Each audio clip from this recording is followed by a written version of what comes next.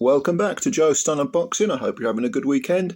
Yesterday, beg your pardon, Thursday, it comes out on Thursday, Boxing News. I was reading this week's issue and I was really stunned to hear of the death of a fighter I remember very vividly from the 90s, maybe the early 2000s, Paul Burke, who, it was in Steve Bunce's column. He was talking about Paul Burke, dedicated the whole column to it. It was the late 90s, it would have been the 90s, the second half of the 90s when Paul Burke became very prevalent. Now, he was a two-weight Commonwealth champion and also the British lightweight champion. He held the Commonwealth title at lightweight and also super lightweight. And he fought twice for the EBU title and lost twice. But it doesn't really tell the whole story of Paul Burke because he was one of those fighters who was given absolutely nothing. He had to earn it all. He ended up with 28 wins with 10 KOs, 13 defeats, 6 by stoppage and 2 draws. But again, the numbers don't really tell the full story. Now, this is especially relevant because although Burke was from Preston in Lancashire, the UK, he was one of the first, he was one of a sort of quartet of British champions who came from Phil Martin's Champs Camp, the Moss Side Boxing Club, Champs Camp. And I remember when I used to go to a lot of small hall shows, these Champs Camp fighters would turn up as the B-side. And they'd often spring upsets. Now, the four British champs, the first 4 British champs from the Champs Camp were Paul Burke. I can't remember the order they were in. Paul Burke at lightweight, Maurice Corr at light heavyweight. I saw him fight and spring an upset. Carl Thompson, cruiser, and Frank Grant at middleweight. That was it. Frank Grant middleweight, Carl Thompson cruiserweight, Paul Burke lightweight, Maurice Corr light heavy. So on the domestic scene, this small club in Moss Side was suddenly producing not just journeymen and opponents, but British champions. And Phil Martin, who founded Champs Camp, he died of cancer. He was very young. I think he was only in his 40s. Now, as far as Paul Burke was concerned, all these fighters had mixed records. But Carl Thompson was the first man to beat David Hay. He knocked him out in 5 rounds. And Carl Thompson, if you've never seen Carl Thompson fight, he's got that sort of Arturo Gatti, Matthew Saad Mohammed thing going on where you think he's beaten. He's hit the bit in the dust, and not a chance he comes back and wins again and again and again. So many fights he was in where it looked like he was taking a battering, and then he came back and won. Frank Grant, tough as nails. There was a story, I don't know, was it Frank Grant? About somebody running John Fury out of a gym. Either someone told me this or I read it somewhere. And there was some disagreement, and Frank Grant was only a middleweight, but he was not to be fucked with. He was a tough guy outside of the ring as well as inside it. And he chased John Fury out of a gym. I can't remember the story. I don't want to say anything in case I'll get it wrong, but I'm sure someone told me that story once. Anyway, let's get back to Paul Burke, because that's what this video is about. He died in mid-July. I think it was the 17th of July, according to Steve Bunce. And he's 58 years old, so that's my age. No kind of age, really. At least when you're 58, you don't feel it's like it's any kind of age. And I'm not sure what he died of, but if you go throughout his career, he lost his second fight, a 6-round decision. He was sort of won most. Then he would, he got stopped, I think, in his 6th or 7th fight by a journeyman, last round of a 6-rounder. And he fought a few times as well. He was losing to sort of also Rans and Who's He, sort of fighters. And getting stopped a few times as well as losing on points. But then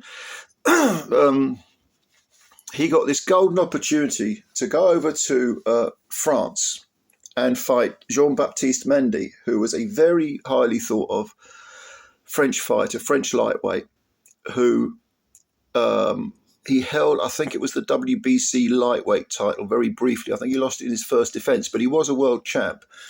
And at the time, he had like 41 wins, 4 defeats and 2 draws. And Paul Burke went over to France as a no-hoper. Just out of the blue, he suddenly was challenging for the EBU title. And he lost on points. And it was one-sided. I mean, he didn't come close to winning. But the fact that he'd gone the distance in Paris with a world champion, or a former world champion, and fought for the EBU title meant that he came back to Britain. You know, sometimes you lose and your stock is raised. Now, Billy Schwer, who was a Mickey Duff fighter, I remember him well. I think he was from Luton. Yeah, he's from Luton. Yeah, he was from Luton. He was a, articulate, charismatic sort of guy. He ended up fighting for a world title a couple of times and losing on both occasions. But he was undefeated in 19 at the time, and he was the British and Commonwealth champion. And when Paul Burke came back from France, a few months later, Schwer defended his title against Paul Burke. It's like I say, sometimes you go abroad, you take a gamble, you lose, but your stock rises. Suddenly it was, okay, this guy's gone the distance with Mendy. I'll take him on, batter him, slap him around in a few rounds, and it'll look good on my record. Didn't work out like that, because Billy Schwer lost his unbeaten title and his British lightweight title and his Commonwealth title.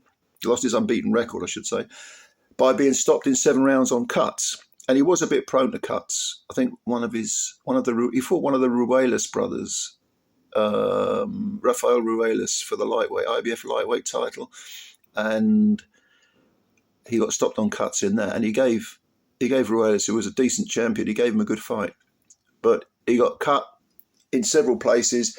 And suddenly, from out of nowhere, Paul Burke has defeated this, starlet, undefeated starlet, and with his patchy record, is suddenly the British and Commonwealth champion, lightweight champ. Well, he lost the rematch on points to Schwer, because there inevitably there was a rematch.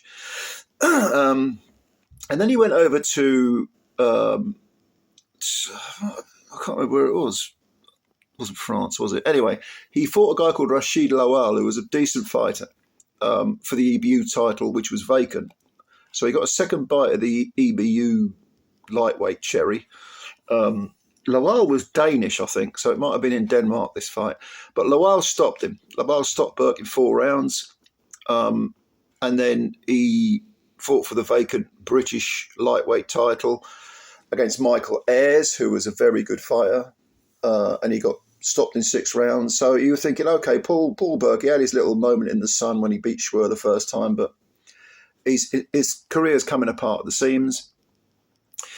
But he wasn't quite done. He wasn't quite done there, done yet, because further down the line, in a few years later, 2 years later, maybe 97, 98, I want to say, he won his second, because he moved to super lightweight from lightweight, and he won his second Commonwealth title with a points win over Bernard Paul.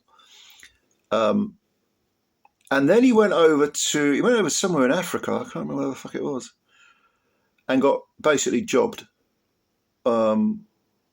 It was a shocking fight, because he won this Commonwealth title against Bernard Paul.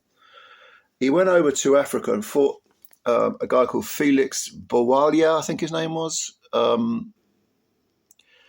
And did I ever see that fight? I don't think I ever saw that fight. I just read loads of reports about it, because it was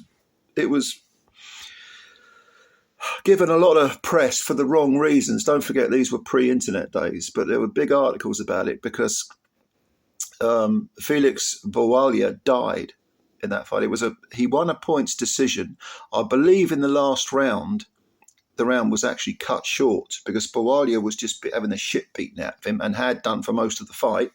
Paul Burke was winning. Looked like he was going to defend his title. They took a minute or so off the final round just to let Bowalia get back to his corner. They then ripped Paul Burke off, took his title off him. It was a shameful decision. But then Bowalia died, and there was a big sort of international boxing.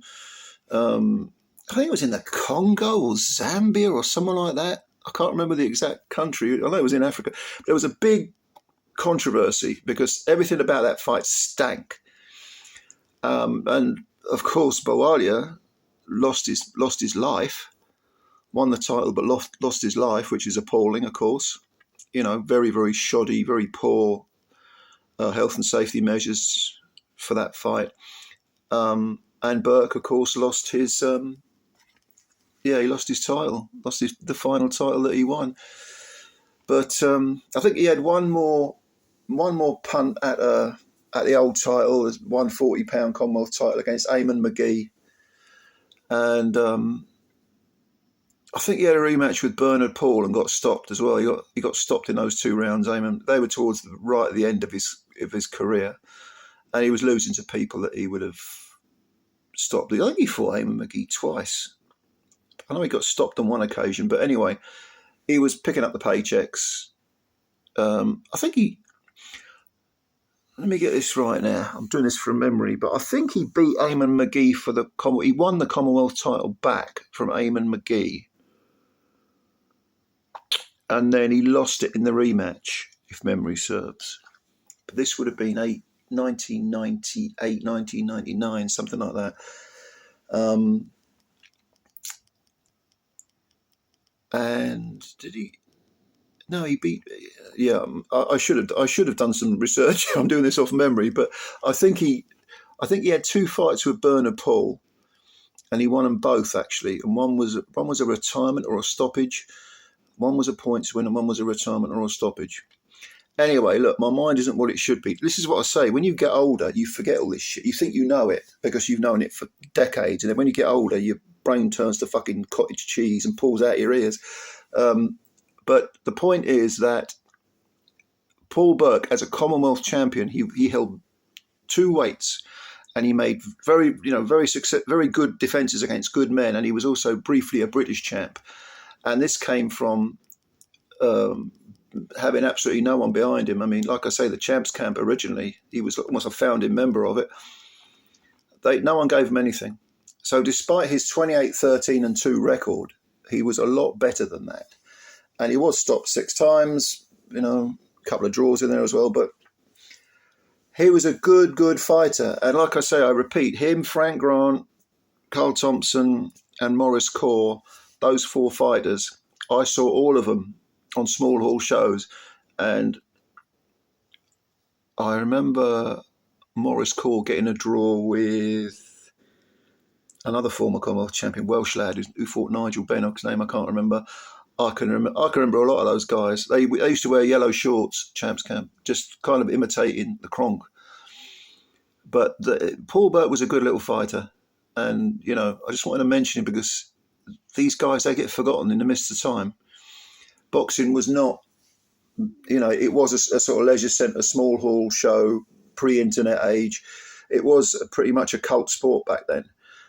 And you'd see all these, really good domestic level fighters, and he was one of them. And if he was around today, he'd be at domestic level, he'd be in the mix, no doubt about it. Paul Burke, R.I.P. to Paul Burke, died age 58, I think it was July the 17th. So, yeah, I just thought I'd mention that. But if you've got any memories of Paul Burke, if you ever saw him fight, which fights did you see? Let me know. What are your memories? What are your memories of the Champs Camp? And Phil Martin, maybe some of you perhaps from the Manchester area, you will know people, or maybe you're even involved with it. I don't know. But let me know your opinions. Let me know your thoughts, your memories, whatever you got. Leave them down below. Thanks for watching this video.